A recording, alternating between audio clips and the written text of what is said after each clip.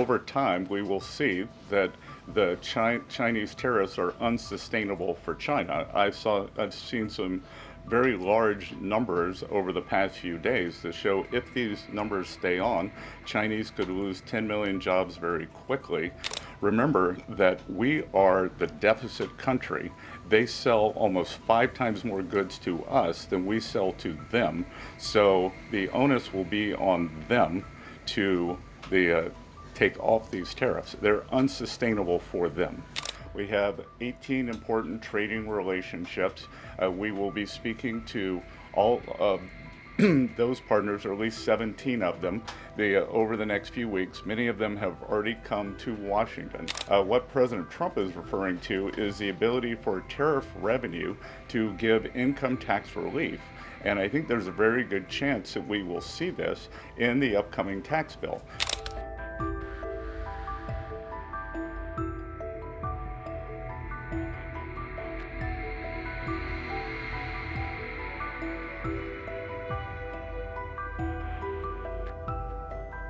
On tariffs, the president said over the weekend that we are hoping that maybe tariff revenues could replace income tax. But we also keep hearing about the deals that the administration is pursuing. So my question is, what is the White House's ultimate objective here? Do you want to have long-term tariff revenue or deals that might reduce those tariffs? I think it's a combination of both. So we're going to take in long-term tariff revenue. We put a process in place. We have 18 important trading relationships. We will be speaking to all of those partners, or at least 17 of them, over the next few weeks. Many of them have already come to Washington.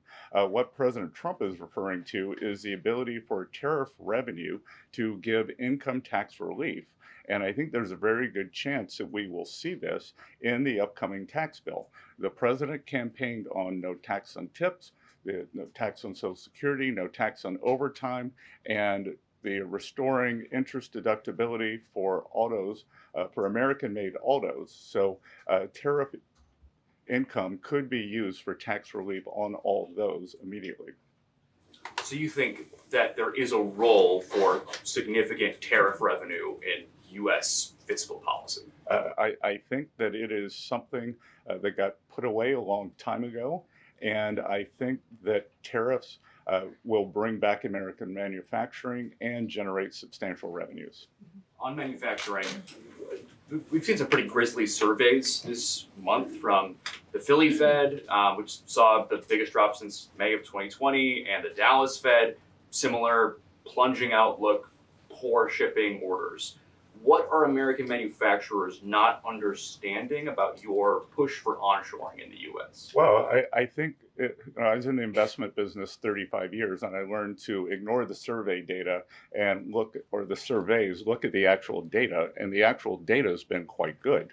The job data is good. Americans keep spending, and as Caroline said, we have these incredible commitments to bring manufacturing back on shore with record investment by domestic corporations and foreigners who want to come into the U.S. Thank you so much, Caroline. Thank you, Mr. Secretary. The Chinese continue to say that the U.S. and China are not engaged in any consultation or negotiation on tariffs. You recently said you've talked to your counterpart, but more about, quote, traditional things like financial stability. So can you clarify, is the administration talking to Beijing specifically about tariffs or not? Well, we're not going to talk about who's talking to whom, but I think that over time we will see that the Chinese tariffs are unsustainable for China. I've seen some very large numbers over the past few days that show if these numbers stay on, Chinese could lose 10 million jobs very quickly, and even if there is a drop in the tariffs, that they could lose 5 million jobs. So remember that we are the deficit country.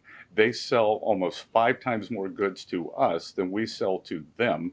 So the onus will be on them to take off these tariffs. They're unsustainable for them. And they are saying you guys are not talking about it. So is that true? Look, they have a different form of government. They're playing to a different audience. So I'm not going to get into the nitty-gritty again of who's talking to whom. But as I said, I believe for the Chinese, these tariffs are unsustainable. Very quickly, 2 days ago, you said you didn't know if President Trump had spoken to Xi Jinping. Do you know now? Again, I would say Caroline and I have a lot of jobs around the White House. Running the switchboard isn't one of them. Bloomberg, go ahead. Secretary Bessent, thank you so much for being here this morning. You've talked about the importance of giving investors certainty when it comes to the market, yet the Trump administration is continuing to negotiate several complex trade deals in a very sort of compressed time frame. When do you expect you'll be able to give the market some certainty around those deals? Do you have a deadline? Is it the 90-day pause? What are we looking at here? Good question. And I think one thing that has been a little disconcerting for the markets is, President Trump creates what I would call strategic uncertainty in the negotiations. So he is more concerned about getting the best possible trade deals for the American people. We had 4 years of bad deals for decades of unfair trading, and we are going to unwind those and make them fair. What we are doing is we've created a process. I think the aperture of uncertainty will be narrowing, and as we start moving forward announcing deals, then there will be certainty. But certainty is not necessarily a good thing in negotiating. Does the administration anticipate supply chain shocks or supply shocks coming now that cargo shipments from China are significantly down? And if so, are there plans in the process of how to address that? I wouldn't think that we would have supply chain shocks, and I think retailers have managed their inventory in front of this. I speak to dozens of companies, sometimes daily, but definitely weekly, and they know that President Trump is committed to fair trade and have planned accordingly. And then second question, can you outline the timeline for when you think some of these deals, particularly with your Asian countries like India, Japan, South Korea, you may have an announcement? I'm glad you brought up our Asian trading partners and allies. They have been the most forthcoming in terms of doing the deals. As I mentioned, Vice President Vance was in India last week. I think that he and Modi made some very good progress, so I could see some announcements on India.